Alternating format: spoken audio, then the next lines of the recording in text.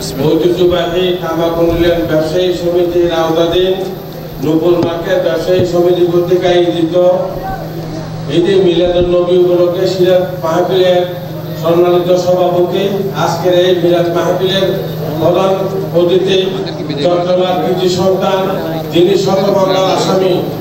আগে আমরা বলতাম জনতার মেয়র, এখনো বলি জনতার মেয়র, চট্টগ্রাম সিটি কর্পোরেশনের মাননীয় মেয়র ডাক্তার সাদাত হোসেন উপস্থিত আছেন। চট্টগ্রাম মহানগর বিএনপির সাবেক সদস্য সচিব, সাবেক যুবনেতা, অত্তর এলাকার কৃতি সন্তান জনাব আবুল হাসেম পক্ষ সহ উপস্থিত নেতৃবৃন্দ। আজকে ইয়াসিন চৌধুরী লিটন বলেছেন আমরা একটি দানবের বিরুদ্ধে আজকে আমরা বিজয়ী হয়েছি। আমি বলবো, আমি টেরিবাজার ব্যবসায়ী সমিতির সভাপতি, আমি ব্যবসায়ী এবং কর্মচারীদের সেবা করি। আমি 20 জুলাই একদিনে 6টি মামলার আসামি হয়েছিলাম। 5 আগস্ট টেরিবাজার ব্যবসায়ী সমিতির নির্বাচন আমার দিশাহারা হয়ে গেছিলাম। 21 জুলাই আমি সাদাত ভাইকে ফোন করে বলছি যে আমার এই অবস্থা, বলছে যে অবস্থা হয় হাইকোর্ট থেকে জামিন নিয়ে নির্বাচন করতে হবে।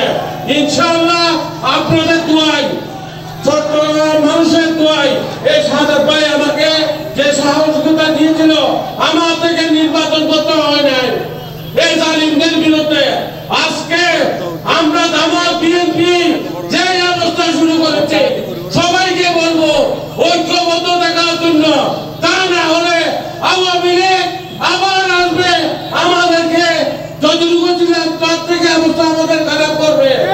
এই আওয়ামী লীগকে কোন অবস্থাতেই সাথ দেওয়া হবে না।